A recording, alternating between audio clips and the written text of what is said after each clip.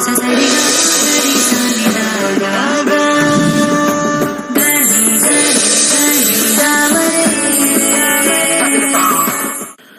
ಶ್ರೀ ಗುರುಭ್ಯೋ ನಮಃ. ಹರಿ ಓಂ.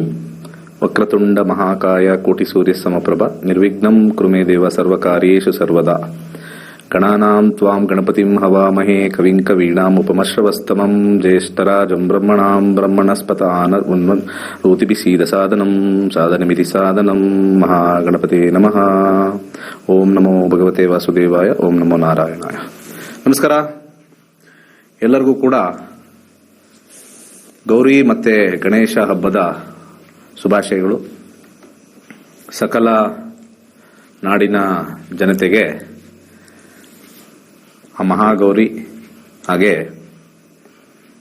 ವಿಘ್ನಗಳನ್ನು ತಡಿತಕ್ಕಂಥದ್ದು, ವಿಘ್ನಹರತ, ಲಂಬೋದರ, ಅನೇಕ ಹೆಸರು ಇರ್ತಕ್ಕಂಥ ಗಣಪತಿಯ ಒಂದು ತಿಥಿ Chaturthi.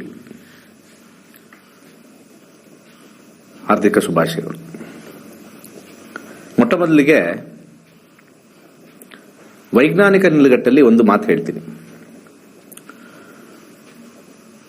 It's a pure scientific phenomena. Ganapati ಹಬ್ಬ is completely standing on scientific phenomena. ಹೇಗೆ ಅಂದ್ರೆ, ನಮ್ಮ ಸೃಷ್ಟಿ, ಬ್ರಹ್ಮಾಂಡದ ಸೃಷ್ಟಿ ಆದಾಗ ಬ್ಲ್ಯಾಕ್ ಹೋಲ್ ಇಂದ ಬಂದಿರತಕ್ಕಂಥದ್ದು.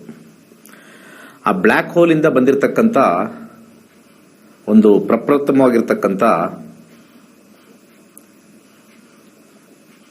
ನಕ್ಷತ್ರಗಳಲ್ಲಿ ಸಿಂಹ ರಾಶಿಯಲ್ಲಿ ಇರ್ತಕ್ಕಂಥದ್ದು ಸೂರ್ಯ. ಸಿಂಹ ರಾಶಿಯಲ್ಲಿ ಇರ್ತಕ್ಕಂಥದ್ದು ಸೂರ್ಯ.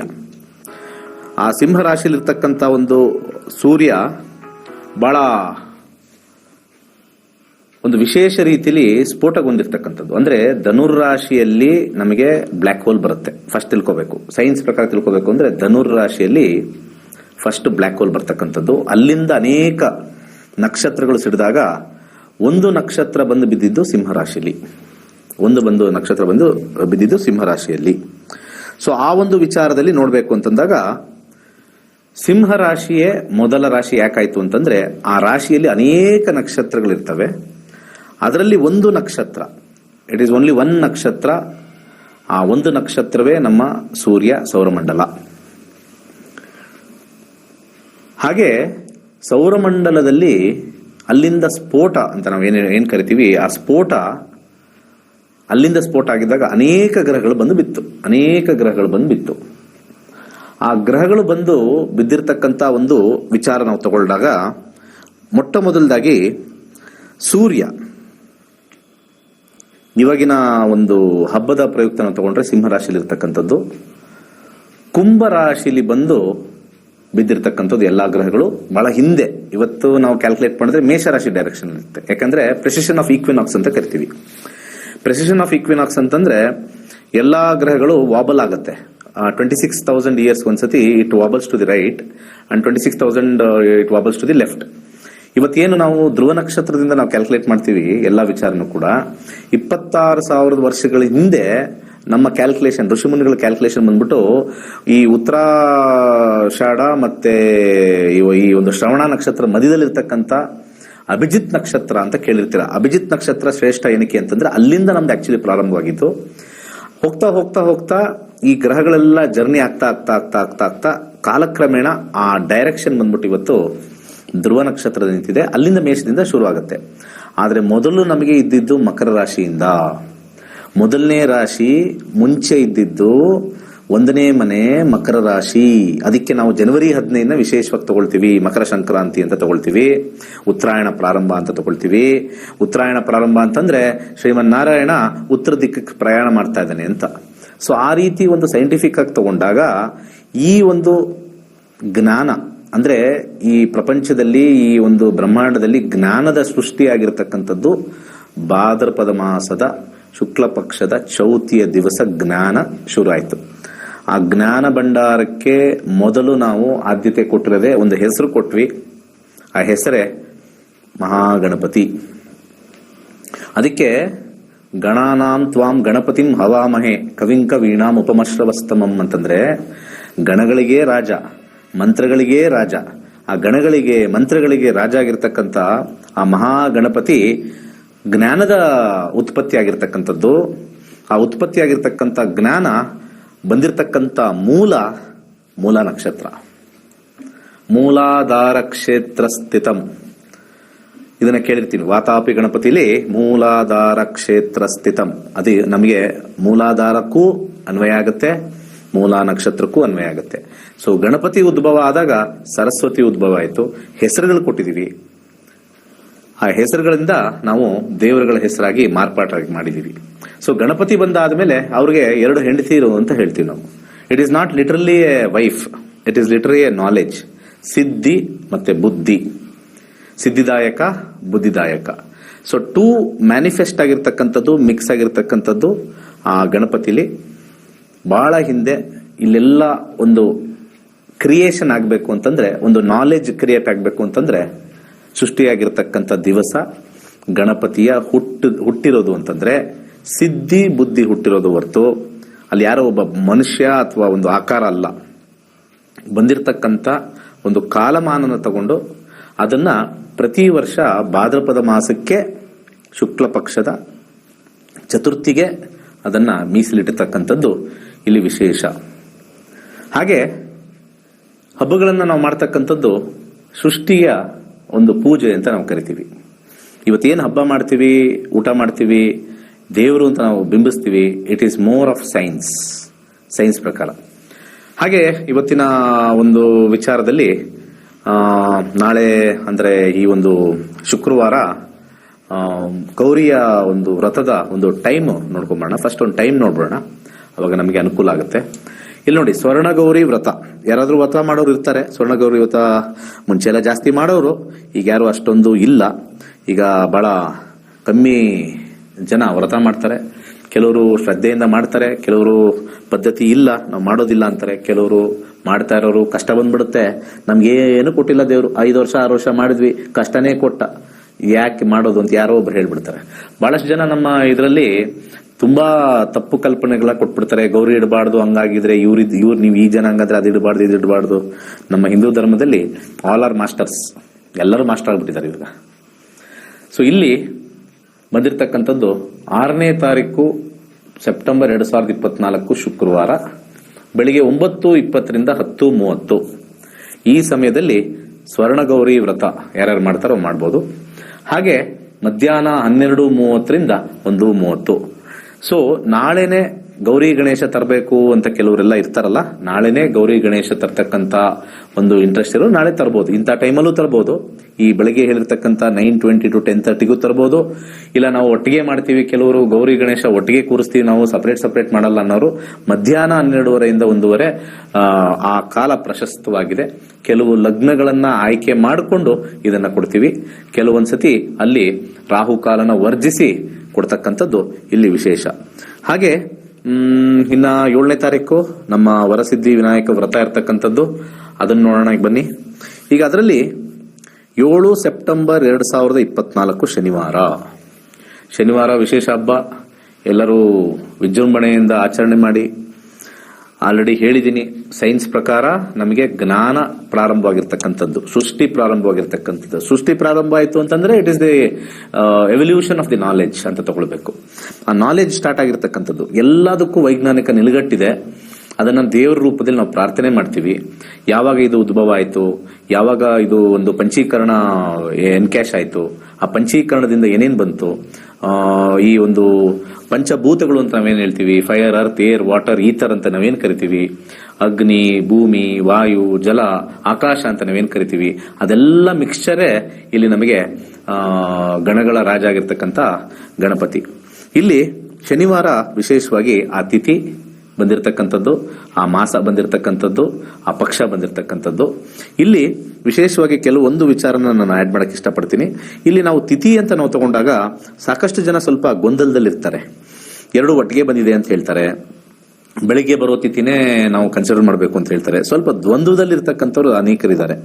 ಆಕ್ಚುಲಿ ಇವತ್ತು ಗುರುವಾರ 12:21 ತೃತೀಯ ಸ್ಟಾರ್ಟ್ ಆಗಿದೆ. ಅಂದ್ರೆ ನಾವು ಸ್ವರ್ಣಗೌರಿ ವ್ರತ ಮಾಡಕ್ಕೆ ಇವತ್ತು ಮಧ್ಯಾಹ್ನನೇ ಪ್ರಾರಂಭವಾಗ್ಬಿಟ್ಟಿದೆ. ಅಂದ್ರೆ 5ನೇ ತಾರೀಕು ಮಧ್ಯಾಹ್ನ 12:21 ಪ್ರಾರಂಭವಾಗಿದೆ. 6ನೇ ತಾರೀಕು ಈ ಒಂದು ತೃತೀಯ 3 ಗಂಟೆಗೆ ಸಮಾಪ್ತಿ ಆಗುತ್ತೆ. 6ನೇ ತಾರೀಕು 3 ಗಂಟೆಗೆ ಸಮಾಪ್ತಿ ಆಗುತ್ತೆ. ಅಂದರೆ ಚತುರ್ಥಿ ಅಂತ ನಾವೇನ್ ಹೇಳ್ತೀವಿ, ಗಣೇಶ ಚತುರ್ಥಿ ಶುಕ್ರವಾರವೇ ಪ್ರಾರಂಭವಾಗಿದೆ. ಈ ರೀತಿಯಾಗಿರ್ತಕ್ಕಂಥ ಇನ್ಫಾರ್ಮೇಶನ್ ಯಾರು ಕರೆಕ್ಟಾಗಿ ಕೊಡೋದಿಲ್ಲ. ಸೊ ತೃತೀಯ ಮುಗಿಯೋದು 3 ಗಂಟೆ ಮಧ್ಯಾಹ್ನ 6th ಸೆಪ್ಟೆಂಬರ್. ಸೊ 6th ಸೆಪ್ಟೆಂಬರೇ ನಮಗೆ ಚತುರ್ಥಿ ಸ್ಟಾರ್ಟ್ ಆಗುತ್ತೆ.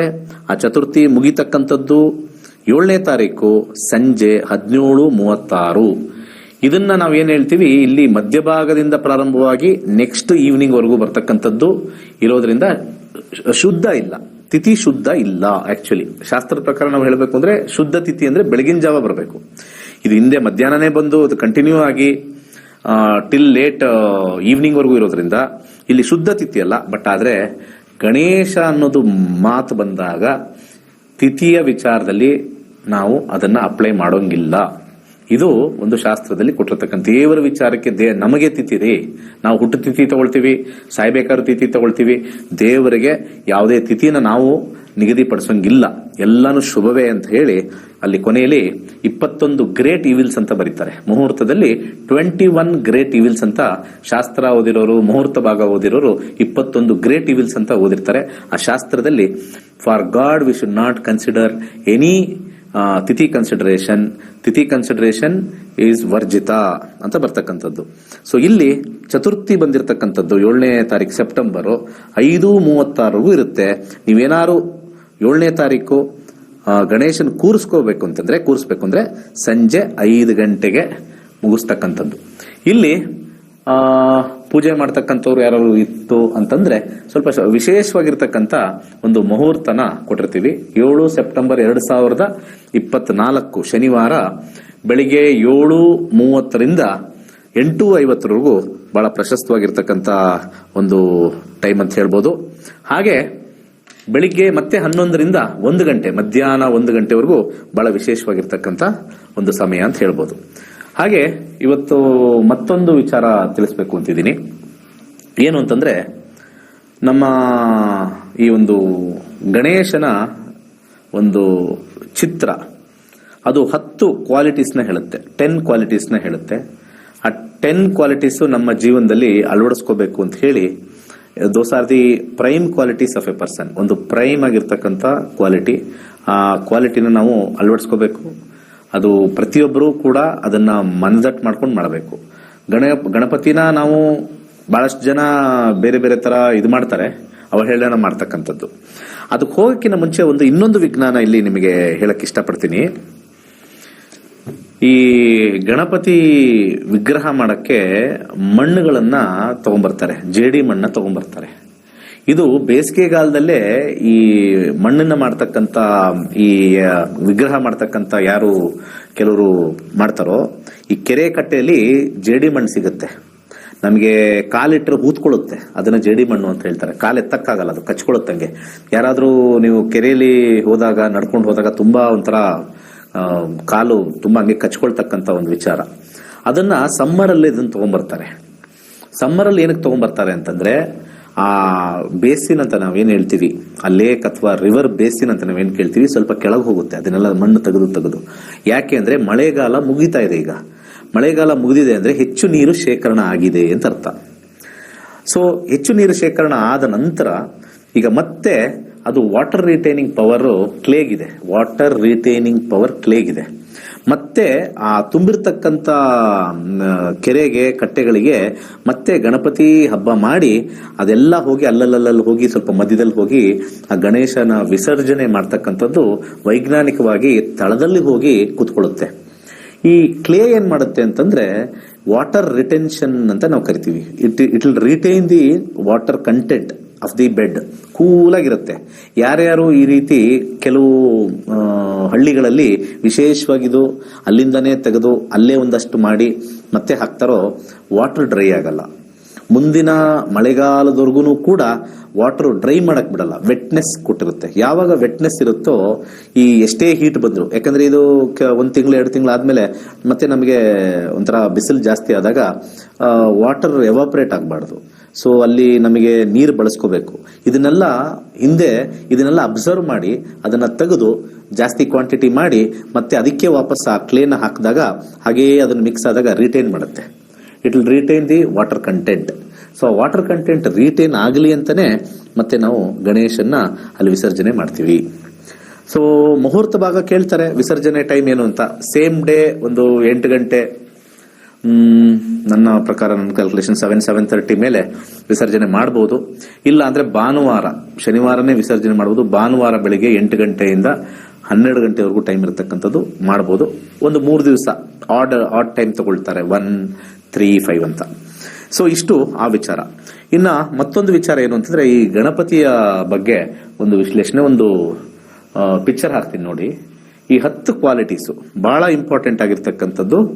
10 ಕ್ವಾಲಿಟೀಸು ನಮ್ಮ ಶಾಸ್ತ್ರದಲ್ಲಿ ಕೊಟ್ಟಿದ್ದಾರೆ. ಇದರಲ್ಲಿ ತಲೆ ಎಲ್ಲರಿಗೂ ಗೊತ್ತಿರತಕ್ಕಂಥದ್ದು, ದೊಡ್ಡ ತಲೆ, ಮಹಾಕಾಯ, ವಕ್ರತುಂಡ ಮಹಾಕಾಯ, ಬಿಗ್ ಹೆಡ್. ಯಾವಾಗಲೂ ಕೂಡ ನಾವು ದೊಡ್ಡದಾಗಿ ಆಲೋಚನೆ ಮಾಡಬೇಕು. ತುಂಬಾ ಜನ ನಾವೆಲ್ಲ ಏನ್ ಮಾಡ್ತೀವಿ, ಚಿಕ್ಕದಾಗಿ ಆಲೋಚನೆ ಮಾಡ್ತೀವಿ. ವೆರಿ ಸ್ಮಾಲ್, ಒಂಥರ ಸೆಲ್ಫಿಶ್ ಆಗಿ ಚಿಕ್ಕದಾಗಿ ಆಲೋಚನೆ ಮಾಡ್ತೀವಿ. Always think big. ಲೈಫ್ ಅಲ್ಲಿ ಹ್ಯಾವ್ ಎ ಬಿಗ್ ಪಿಕ್ಚರ್ ಅಂತ ಕರೀತಾರೆ. ತುಂಬಾ ಜನ ಮ್ಯಾನೇಜ್ಮೆಂಟ್ ಅಲ್ಲಿ ಇರ್ತಕ್ಕಂಥವ್ರು, ಈ ಇಂಡಿಯನ್ ಇನ್ಸ್ಟಿಟ್ಯೂಟ್ ಆಫ್ ಮ್ಯಾನೇಜ್ಮೆಂಟ್ ಅಲ್ಲಿ ಓದ್ತಾರು, ಆಲ್ವೇಸ್ ಅವ್ರದ್ದು ಒಂದು ಕೋಟ್ ಇರುತ್ತೆ, always have a big picture in mind. Life ಅಲ್ಲಿ ಒಂದು ಬಿಗ್ ಪಿಕ್ಚರ್ ಇಟ್ಕೊಳ್ಳಿ, ಆ ಬಿಗ್ ಪಿಕ್ಚರ್ ಮ್ಯಾನಿಫೆಸ್ಟ್ ಆಗತಕ್ಕಂಥದ್ದು ಅಂತ ಹೇಳ್ತಾರೆ.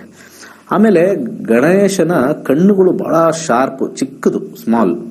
ಅಲ್ಲಿ ಏನು ಅಂತಂದ್ರೆ, ನಾವು ಏನಾದ್ರು ಒಂದು ಸೂಜಿ ಪೋಣಿಸ್ಬೇಕಾದ್ರೆ, ನಾವೊಂದು ಸೂಜಿಗೆ ದಾರ ಪೋಣಿಸ್ಬೇಕಾದ್ರೆ ತುಂಬಾ ಕಣ್ಣು ಚಿಕ್ಕದ್ ಮಾಡ್ಕೊಳ್ತೀವಿ. ಅಂದ್ರೆ ಅಲ್ಲಿ ಕಾನ್ಸಂಟ್ರೇಟ್ ಅಂತ ಅರ್ಥ. We have to concentrate. ಅದಕ್ಕೆ ಸ್ಮಾಲ್ ಐಸ್ ಕೊಟ್ಟಿರೋದು. ಲೈಫಲ್ಲಿ ಯಾವಾಗಲೂ ಕೂಡ ಕಾನ್ಸಂಟ್ರೇಟ್ ಮಾಡಬೇಕು.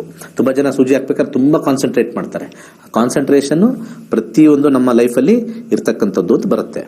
ಹಾಗೆ ಈ ನಮ್ಮ ಅಭಯಹಸ್ತ ಅಂತ ಕರೀತಾರೆ. ಅಭಯಹಸ್ತ ಗಣಪತಿಗೆ ಏನು ಅಂತಂದ್ರೆ, ಈ ನಮ್ಮ ಎಲ್ಲಾ ಒಂದು ವಿಚಾರದಲ್ಲೂ ನಮಗೆ ಆಶೀರ್ವಾದ ಮಾಡಿ, ಆದರೆ ಆಧ್ಯಾತ್ಮಿಕ ಕಡೆ ಕೊನೆಗಾರು ಹೋಗಲೇಬೇಕು. ಇವತ್ತಿಲ್ಲ ಅಂದ್ರೂ ಕೂಡ ಕಡೆಗಾಲದಲ್ಲಿ ಸ್ಪಿರಿಚುವಲ್ ಪಾತ್ ಹೋಗಲೇಬೇಕು. ಸ್ಪಿರಿಚುವಲ್ ಪಾತ್ ಒಂದ್ ದಿವಸ ನಾನು ಹೇಳ್ತೀನಿ. ಸ್ಪಿರಿಚುವಲ್ ಪಾತ್ ಅಂದ್ರೆ ಸುಮ್ಮನೆ ಕಾವಿ ಬಟ್ಟೆ ಹಾಕೊಂಡು ಮಂತ್ರಗಳು ಹೇಳೋದಲ್ಲ. Spiritual path is A completely different subject. ಅದು ಕಂಪ್ಲೀಟ್ಲಿ ಡಿಫ್ರೆಂಟ್ ಸಬ್ಜೆಕ್ಟ್ ಆಗಿರ್ತಕ್ಕಂಥದ್ದು. ಆಮೇಲೆ ಸೊಂಡಿಲ್ ವಿಚಾರದಲ್ಲಿ ನಾನು ಹೇಳ್ತೀನಿ. ಬಲಮುರಿ, ಎಡಮುರಿ ಅಂತ ಕರೀತಾರೆ. ಬಲಮುರಿ ಅಂದ್ರೆ ಏನು, ಎಡಮುರಿ ಅಂದ್ರೆ ಏನು, ಅದರಲ್ಲಿ ಒಂದು ಇದಾದ್ಮೇಲೆ ಹೇಳ್ತೀನಿ.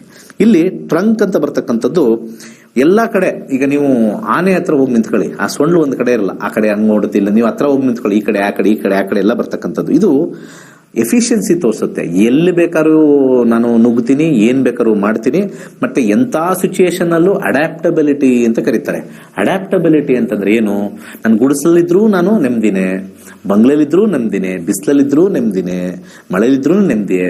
ಎಲ್ಲದಕ್ಕೂ ನಾನು ಎಲ್ಲಾ ಸಿಚುಯೇಷನ್ ಅಲ್ಲೂ ಕೂಡ ಯಾವುದೇ ಪರಿಸ್ಥಿತಿ, ನಾನು ಏನೇ ರಾಜ ಆಗಿರ್ಬೋದು, ನಾನು ಇಂಥದೇ ಆಗಿರ್ಬೋದು, ನಾನು ಇಂಥದೇ ಜೀವನ ಮಾಡ್ಬೋದು, ಯಾವುದೇ ಪರಿಸ್ಥಿತಿ ಒಬ್ಬರ ಹತ್ರ ಹೋಗ್ಬೇಕು, ಒಬ್ಬರ ಹತ್ರ ಇರಬೇಕು, ಮಾಡಬೇಕು ಅಂದ್ರೆ ಅಲ್ಲಿರ್ತಕ್ಕಂಥ ಪರಿಸ್ಥಿತಿ ಅನುಗುಣವಾಗಿ ನಾನು ಬದುಕ್ತೀನಿ.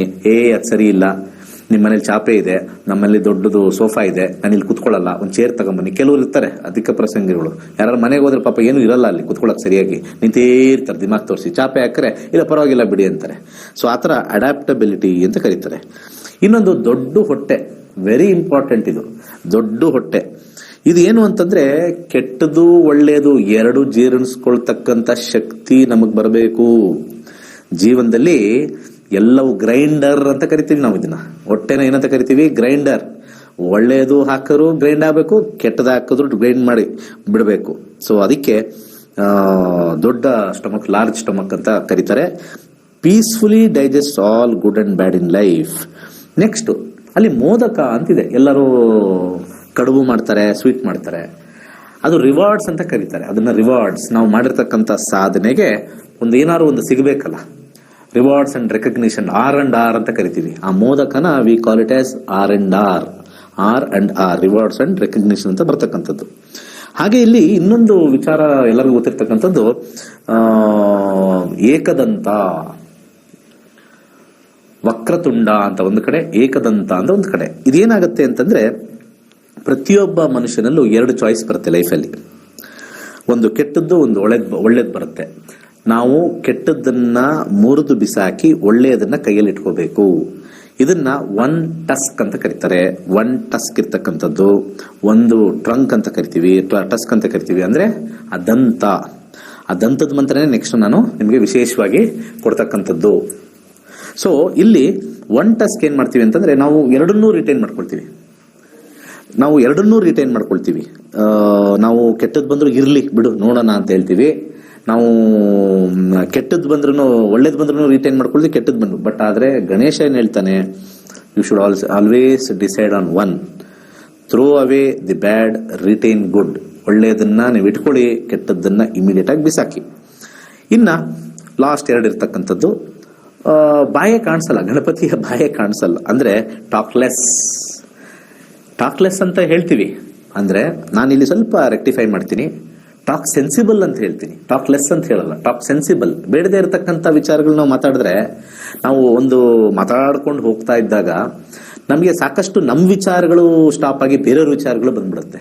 ಇದನ್ನ ಅರ್ಥ ಮಾಡ್ಕೋಬೇಕು. ಜೀವನದಲ್ಲಿ ನಾವು ಯಾರ ಜೊತೆನೋ ಬಹಳ ಸ್ನೇಹಪರವಾಗಿ ಮಾತಾಡ್ತಾ ಇರ್ತೀವಿ, ನಮ್ಮ ಬಗ್ಗೆ ಹೇಳ್ತೀವಿ, ಅವ್ರ ಬಗ್ಗೆ ಹೇಳ್ತೀವಿ, ಇದನ್ನ ಮಾಡ್ತೀವಿ. ಹೋಗ್ತಾ ಹೋಗ್ತಾ ಹೋಗ್ತಾ ಹೋಗ್ತಾ ಇನ್ನೊಬ್ಬರದ್ದು ಯಾರ್ದೋ ಲೈಫ್ದು ನೆಗೆಟಿವ್ ಪರ್ಸನಲ್ ಎಲ್ಲ ಸ್ಟಾರ್ಟ್ ಆಗ್ಬಿಡುತ್ತೆ. ಸೊ ಇದು ನಮ್ಮ ಬ್ರೈನ್ಗೆ ನೆಗೆಟಿವ್ ಆಗಿ ಎಫೆಕ್ಟ್ ಆಗುತ್ತೆ, ಕೆಟ್ಟ ಕರ್ಮಕ್ಕೆ ಬರ್ತಕ್ಕಂಥದ್ದು. ಅದಕ್ಕೆ ಟಾಕ್ ಲೆಸ್ ಬದಲು ಟಾಕ್ ಸೆನ್ಸಿಬಲ್ ಅಂತಕ್ಕಂಥದ್ದು ಚಿಕ್ಕ ಬಾಯಿ ಕೊಟ್ಟಿರ್ತಕ್ಕಂಥದ್ದು. ಕೊನೆಯದಾಗಿ ಕೇಳಿಸ್ಕೋಬೇಕು. ಕೆಟ್ಟವನೇನಾರು ಹೇಳಿ ಕೇಳಿಸ್ಕೊಳ್ಳಿ, ಒಳ್ಳೆಯವ್ರು ಇರ್ಬೋದು ಕೇಳಿಸ್ಕೊಳ್ಳಿ. ಲಾರ್ಜ್ ಇಯರ್ಸ್, ದೊಡ್ಡದಾಗಿರ್ತಕ್ಕಂಥ ಕಿವಿ. Listen more. ಯಾವಾಗಲೂ ಎಷ್ಟು ನಾವು ಲಿಸನ್ ಮಾಡ್ತೀವಿ ಅಷ್ಟು ಒಳ್ಳೆಯದು. ನಾವು ಜಡ್ಜ್ಮೆಂಟಲ್ ಆಗಬಾರ್ದು. ಅಂದ್ರೆ ನಾವು ಕೇಳಿದ ತಕ್ಷಣ ಅದಕ್ಕೆ ನಾವು ರೂಪುರೇಷೆಗಳು ಕೊಡಬಾರ್ದು. ಕೇಳಿಸ್ಕೊ, listen and wait. Listen more and wait. ಇದಕ್ಕೆ ಆಡ್ ಮಾಡ್ತಾ ಇದ್ದೀನಿ, ಲಿಸನ್ ಮೋರ್ ಅಂಡ್ ವೆಯ್ಟ್. ಈ 10 ಗುಣಗಳು ನಮಗೆ ಇದ್ದಲ್ಲಿ ಸಾಧನೆ ಮಾಡಕ್ ಈಸಿ. ಅದಕ್ಕೆ ನಾವು ಗಣಪತಿನ ಪ್ರೇ ಮಾಡ್ಬೇಕಾರೆ ಈ 10 ಗುಣಗಳನ್ನ ಬೇಸಿಕಲಿ ಆ ಕಾಯದಲ್ಲೇ ಇರ್ತಕ್ಕಂಥದ್ದು ಬರ್ಲಿ ಅಂತ ಹೇಳಿ ಮಾಡ್ತಕ್ಕಂಥದ್ದು. ಕೊನೆಯದಾಗಿ ಒಂದು ಮಂತ್ರ ಪಠನೆ ಬಹಳ ಇಂಪಾರ್ಟೆಂಟ್ ಆಗಿರ್ತಕ್ಕಂಥದ್ದು. ಆ ಮಂತ್ರನ ನಾನು ಕೊಟ್ಟಿರ್ತಕ್ಕಂಥ ಮುಹೂರ್ತ ಭಾಗದಲ್ಲಾರು ಮಾಡ್ಬೋದು, ಅಥವಾ ಬೇರೆ ಸಮಯದಲ್ಲೂ ಮಾಡ್ಬೋದು. ಆ ಮಂತ್ರ ಕೊಡೋಕ್ಕಿಂತ ಮುಂಚೆ ನಾನು ಬಲಮುರಿ ಎಡಮುರಿ ಅಂತ ಕರಿತೀವಿ. ಗಣಪತಿ 2 ತರ. He is A manifestation of 2. ಒಂದು ಮಟೀರಿಯಲ್ ವರ್ಲ್ಡ್, ಇನ್ನೊಂದು ಸ್ಪಿರಿಚುವಲ್ ವರ್ಲ್ಡ್ ಇದ್ದಂಗೆ. ಅಲ್ಲಿ ತುಂಬಾ ನಾವು ಜನರಲ್ ಆಗೆಲ್ಲ ಏನ್ ಸಜೆಸ್ಟ್ ಮಾಡ್ತಾರೆ, ಬಲಮುರಿ ಇರಬಾರ್ದು ಮನೇಲಿ, ಎಡಮುರಿ ಇರಬಾರ್ದು ಮನೇಲಿ. ಅವೆಲ್ಲ ಏನೂ ಆಗಲ್ಲ. ಆದ್ರೆ ಅದರ ಸಂಕೇತ ಹೇಳ್ತೀವಿ. ಗಣಪತಿ ಆಲ್ವೇಸ್ ಒಂದ್ ಸೈಡ್ ಅಲ್ಲಿ ಫ್ಯಾಮಿಲಿ ಮ್ಯಾನ್, ಇನ್ನೊಂದ್ ಸೈಡ್ ಅಲ್ಲಿ ಸೈಂಟ್ ಅಂದ್ರೆ ಸನ್ಯಾಸಿ. ಸೊ ಎರಡನ್ನ ತಾತ್ಪರ್ಯನ ಕೊಡಕ್ಕೆ ಒಂದು ಬಲಗಡೆ ಇರ್ತಕ್ಕಂಥದ್ದನ್ನ, ಒಂದು ಎಡಗಡೆ ಇರ್ತಕ್ಕಂಥದ್ದನ್ನ ನಾವು ನೋಡ್ತೀವಿ. ಸಾಮಾನ್ಯವಾಗಿ ಅದರಲ್ಲೂ ದ್ವಂದ್ವ ಇದೆ. ಎಡಗಡೆ ಇರತಕ್ಕಂಥದ್ದು ಫ್ಯಾಮಿಲಿ, ಬಲಗಡೆ ಇರತಕ್ಕಂಥದ್ದು ಆಧ್ಯಾತ್ಮಿಕ ಸ್ಪಿರಿಚುವಲ್ ಸನ್ಯಾಸಿಗಳಿಗೆ ಅಂತ ಹೇಳ್ತಾರೆ. ಇಲ್ಲ ಕೆಲವರು ಎಡಗಡೆ ಇರತಕ್ಕಂಥದ್ದು ಬಲಗಡೆ ಇರತಕ್ಕಂಥದ್ದು, ಬಲಗಡೆ ಇರತಕ್ಕಂಥ ಎಡಗಡೆ ಇರತಕ್ಕಂಥದ್ದು. ಈ ಕನ್ಫ್ಯೂಷನ್ಸ್ ಇದೆ.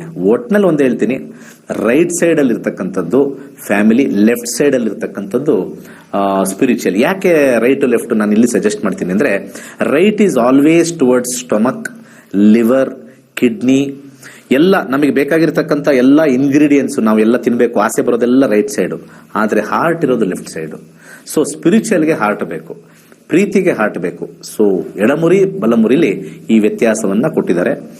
ಯಾರು ಆಧ್ಯಾತ್ಮಿಕ ಚಿಂತನೆಯಲ್ಲಿ ಹೋಗಬೇಕು ಅವರು ಎಡಮುರಿ, ಯಾರು ನಾವು ಮೆಟೀರಿಯಲಿಸ್ಟಿಕ್ ಹ್ಯಾಪಿನೆಸ್ ಬೇಕು, ನಮಗೆ ಅದು ಬೇಕು ಇದು ಬೇಕು, ಬಲಮುರಿ ಅಂತ ಹೇಳಿ ಒಂದು ಗ್ರಂಥದಲ್ಲಿ ಕೊಟ್ಟಿದ್ದಾರೆ. ಇನ್ನೊಂದು ಗ್ರಂಥ ಅದು ಉಲ್ಟಾ ಕೊಟ್ಟಿದ್ದಾರೆ.